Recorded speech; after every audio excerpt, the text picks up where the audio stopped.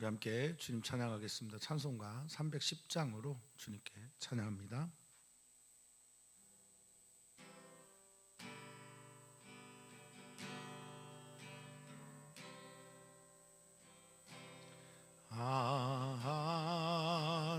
하나님의 은혜로 있을 때 없는 자 왜 구속하여 주는지 난 알 수 없도다. 내가 믿고 또 의지함은 내 모든 형편 하시는 주님 늘 보호해 주실 것을 나는 확실히 아네. 왜 내게 굳세의 믿음과 또 복음 주셔서 내 맘이 항상 편한지 난 알 수 없도다. 내가 믿고 또 의지함은 내 모든 형편 아시는 주님 늘 보호해 주실 것을 나는 확실히 아네. 왜 내게 성령 주셔서 내 마음 감동해 주 예수 믿게 하는지 난 알 수 없도. 내가 믿고 또 의지함은 내 모든 형편 아시는 주님 늘 보호해 주실 것을 나는 확실히 아네. 주 언제 강림하실지 혹밤에 홍다제 또 주님 만날 그곳도 난 알 수 없도다. 내가 믿고 또 의지함은 내 모든 형편 아시는 주님 늘 보호해 주실 것을 나는 확실히 아네.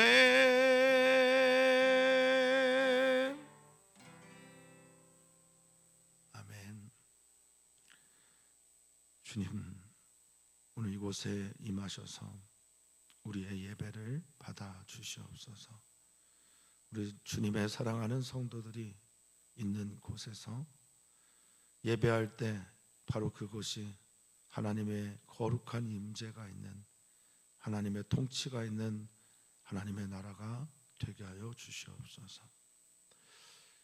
주님을 향한 갈망을 가지고 나와 있는 우리 거룩한 주의 성도들이 주님을 향한 그 갈망이 어떤 경우에도 무뎌지지 않도록 주님을 향한 갈망이, 갈급이 언제나 의에 줄이고 목마른 자처럼 복 있는 주님의 사람이 되어 주님 외에 살 수 없습니다. 주님만이 내 도움이십니다. 주님만이 내 빛이십니다. 고백하며 나아가는 우리 거룩한 주의 성도들 되게 하여 주시옵소서. 오늘도 우리 주님께서 우리의 빛이 되어 주시고, 오늘도 우리 주님께서 우리의 인도자가 되어 주시옵소서. 감사의 예수님의 이름으로 기도하옵나이다. 아멘. 아멘. 하나님의 말씀 우리 함께 봅니다. 하나님의 말씀은 마태복음 15장 21절에서 28절까지 말씀입니다.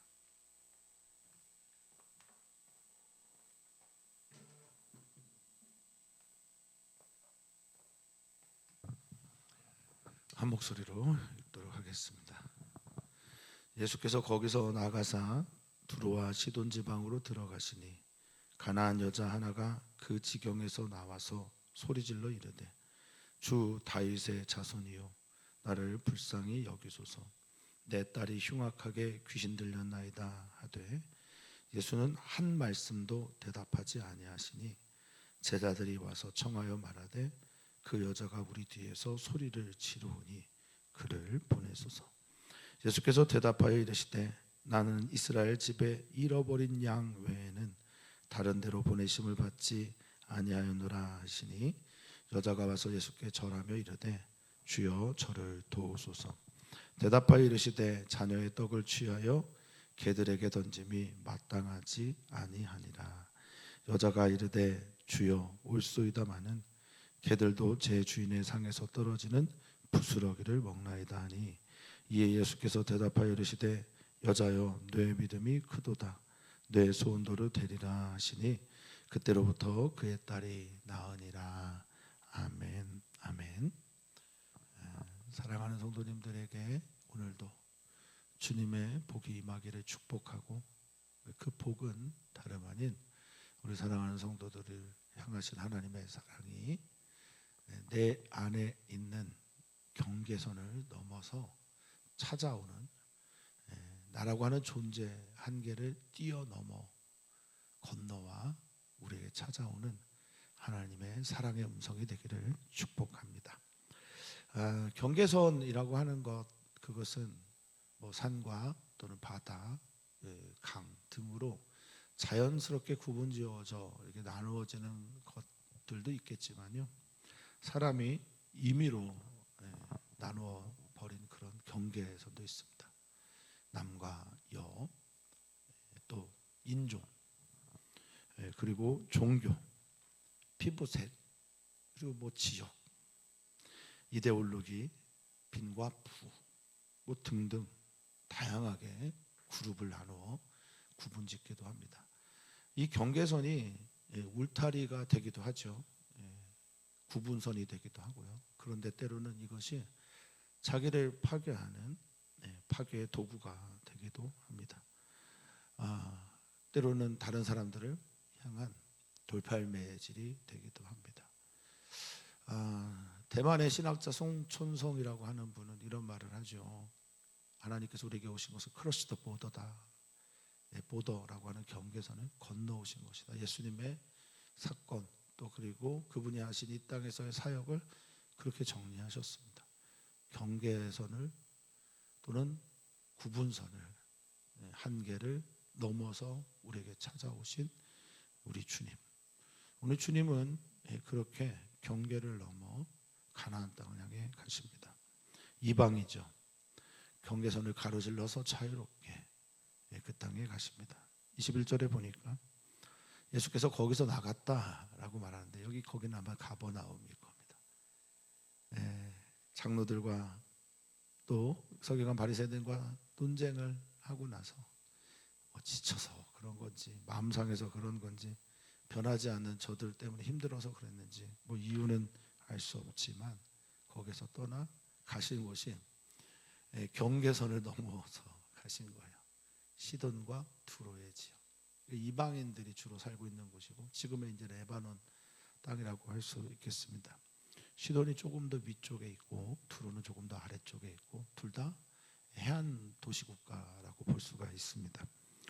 왜 이렇게 표현을 했나 지금 보니까 여기 두로와 시돈 지방으로 들어갔다라고 할 때 이 들어가다라는 단어를 아나코레오라는 단어를 썼거든요. 근데 이 아나코레오가 피신, 피난, 도망가다, 떠나다, 은신하다 등 그런 뜻을 가지고 있어요. 그러니까 좀 지치셨다라고 보는 일부 성경학자들의 견해가 맞는 것으로 보이기도 합니다. 그런데 쉬러 가셔야 되는데 쉬지를 못하시는 거예요. 피해 가셔야 되는데 피한 곳에서 안식을 못 누리는 겁니다. 저는 좀 말씀을 좀 생각하면서 이런 생각을 합니다. 예수님은 정말 자신을 다 갈아서 다른 사람들에게 내어주셨구나. 거기에도 기다리는 사람이 있는 거예요. 그러니까 우리는 이런 생각을 해야 됩니다. 어디에나 내가 어디를 피해도 어떤 곳을 가든 거기에 주님을 필요로 하는 사람이 있다. 예수님을 필요로 하는 사람이 있다라고 고백할 수 있어야 합니다. 22절에 이렇게 돼 있죠. 가나안 여자 하나가 그 지경에서 나옵니다. 사연이 있어요. 마가복음은 수로보니게 족속의 여인이다라고 말했는데 마태복음은 당시에 유대인 중심의 사고에서 귀신 들렸다 혹은 이방이다, 개다 이렇게 여기는 이방 가나안으로 통칭하기도 합니다. 이 가나안 여자 하나가 나와서 소리를 지르는데 이 소리 지르다라고 하는 크라조라고 하는 말이 까마귀가 깍깍 할 때 내는 그런 소리의 의성어에서 시작됐어요. 그러니까 얼마나 높은 톤으로 강하게 소리를 냈는지 깍 소리를 낼 정도로 그렇게 간절하게 주님을 불렀다는 겁니다. 근데 여기 보면 말입니다. 지금 유대인의 바리새인들과 서기관들에게 강하게 비난을 당했던 예수님.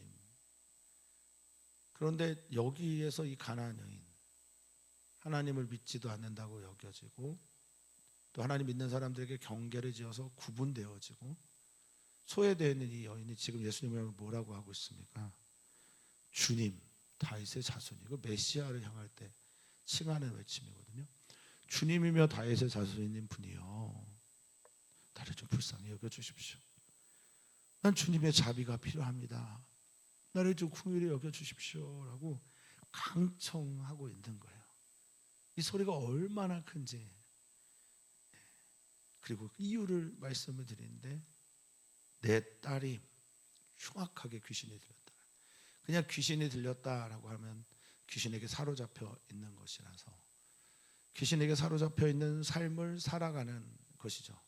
그래서 사람이 통전적으로 하나님과의 관계에서 통전이 되고 사람과 사람과의 관계에서 건강하면 괜찮은 것인데 다른 것이 나를 사로잡아서 그 악한 귀신이 그를 이끌고 가는 일들을 보는 거예요. 부모의 심정이 어떻겠습니까? 이거 말로 형언할 수 없는 아픔, 괴로움이죠. 그런데 여기에 흉악하게까지라고 부사어를 넣어서 완전히 잘못되게 악하게 사로잡혔다라고 말하고 있습니다. 자, 평소에 예수님 같으면 어떻습니까? 어떤 경우는 백부장이 청하러 올 때는 내가 가서 고쳐주겠다라고 말씀하신 분이고 나병 환자가 왔을 때는 금기시 됐던 그 몸에 손까지 대면서 고쳐주셨고 아무런 청함도 없었던 베드로의 장모의 열병도 그냥 고쳐주신 분이 예수님인데 낮은 곳을 향해 비참한 사람들을 향해 지극히 작은 사람들을 향한 예수님의 평소의 행동, 사랑, 그 자비의 예수님이 아무런 말씀도 하지 않는 거예요. 침묵하는 거예요. 그분 사랑 아니신가? 그분은 자비 아니신가? 뭐 이유를 알 수 없는 이 침묵에 제자들이 당혹했는지 아니면 그 여자 때문에 그런 건지 나와서 23절에 말합니다. 그 여자가 우리 뒤에서 소리를 지르고 있습니다. 주님, 그러니까 그를 보내소서라고 말하고 있습니다. 이 보내다라고 하는 이 말이 참 다양한 방식으로 번역이 됩니다. 다양한 단어로 뜻으로 뭐 보내다라고 하는 1차적인 뜻도 있고 용서하다라고 하는 뜻도 있고요. 그리고 이혼하다라는 뜻도 있습니다.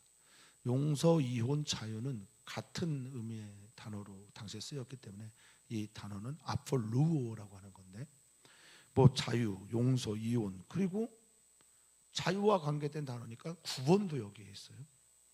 면제도 시켜달라는 뜻도 있고 떠나게 하다라는 뜻도 있습니다. 여기에 지금 그를 보내소서라고 하는 이 부탁은 그를 좀 치유해 주십시오, 그를 해결해 주십시오, 구원시켜 주십시오, 그의 문제를 좀 풀어 주십시오라고 하는 부탁도 중보기도가 같이 들어가 있을 겁니다.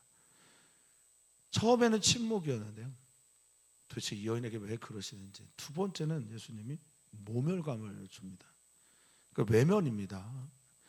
두 번째는 이렇게 말씀하십니다. 24절에 예수께서 대답하여 이르시되 나는 이스라엘 집에 잃어버린 양 외에는 다른 데로 보냄을 받지 않았다라고. 그러니까 나는 이스라엘, 유다, 그렇게 외면하고 버리고 지금 비난하고 비판하고 있는 그 유대인들의 잃어버린, 여기 이제 잃어버린 게 아폴리미라는 단어인데, 이게 파괴되다, 멸망하다, 잃어버리게 되다 이런 뜻입니다. 그러니까 완전히 파괴된, 잃어버린 그 양들에게 보냄을 받았다라고 하면서 외면하시는 거예요. 저는 이 부분이 참 이해가 되지 않습니다. 많은 부분들도 그럴 겁니다. 근데 예수님께서 이 여인을 정말 사랑하지 않았을까? 그렇진 않았을 겁니다. 유대인 남자들이 때로 몰려있는 이곳에, 경계심 가득한 사람들이 주변에 있는 그곳에서 이 여인이 나와서 이렇게 외칠 때 예수님께서 어떤 마음으로 이 여인을 바라보셨는지, 뭐 사랑이 아니고서는 설명할 수 없는 예수님의 삶을 보면 이 말들이 사랑이 아니다라고는 할 수 없을 거라 저는 생각합니다. 그럼 왜 사랑일까? 이 여인을 정말로 사랑하셔서 이 여인이 이 이스라엘 하나님 앞에 받아들여지게 되는 이 과정을 이 여인에게 전해주시기 위함은 아니었을까?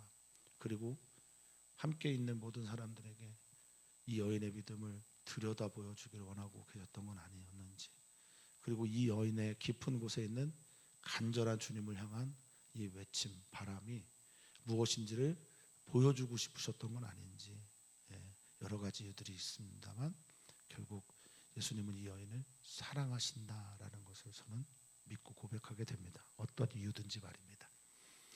여자가 와서 예수께 절합니다.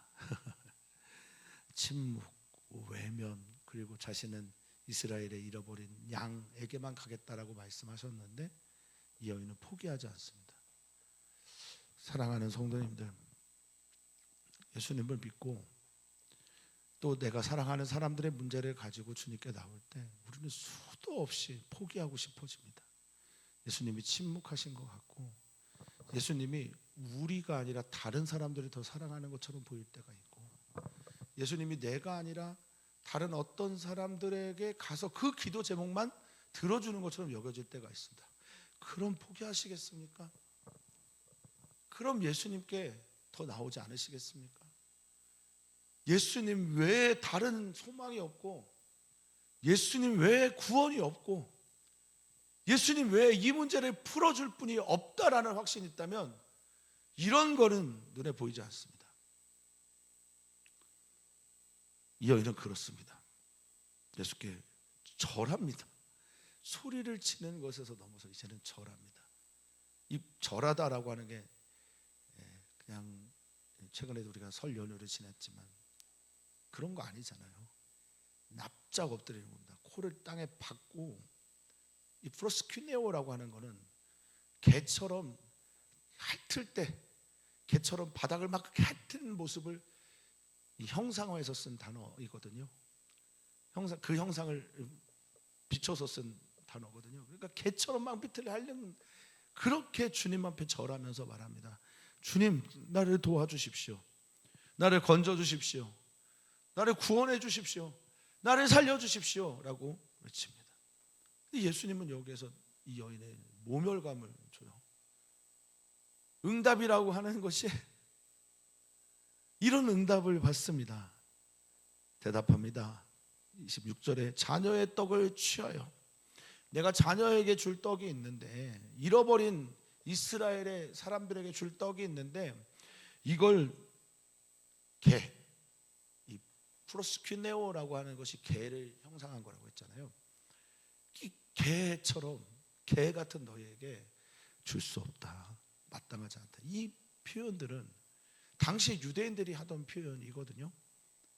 이방 사람들을 개 취급하고 사람으로 생각하지 않는 이런 행동 말을 하는 거예요. 그러니까 예수님이 지금 뭔가 보여주고 계신 거예요. 그리고 이 여인을 지금 드러내어 주고 계신 거예요. 이 여인의 아픔, 사랑, 이 여인이 가지고 있는 이 간절함들을 끄집어내고 계신 겁니다. 봐라! 너희가 지금 나에게 어떻게 하고 있는지 봐라. 사실 믿는 사람들, 예수님께 구원을 받았고 영원한 생명을 얻었고 예수님을 통해서 정말 말할 수 없는 은혜와 은총을 받은 사람들이 얼마나 예수님을 지금 무시하고 있습니까? 온전한 예배자가 되고 있습니까? 온전한 기도를 하고 있습니까? 정말 예수님 닮아가려고 하는 그런 삶을 살고 있습니까? 지금 유대인들처럼 예수님이 그들에게 찾아갔는데 예수님 무시하고 비난하고 조롱하고 책잡고 예수님을 예수님으로 인정하지 않은 이 많은 행동들을 하는 그들에게 지금 말씀하고 있는 것처럼 보여져요. 봐라 좀, 이 여인 좀 봐라. 여자가 대답합니다.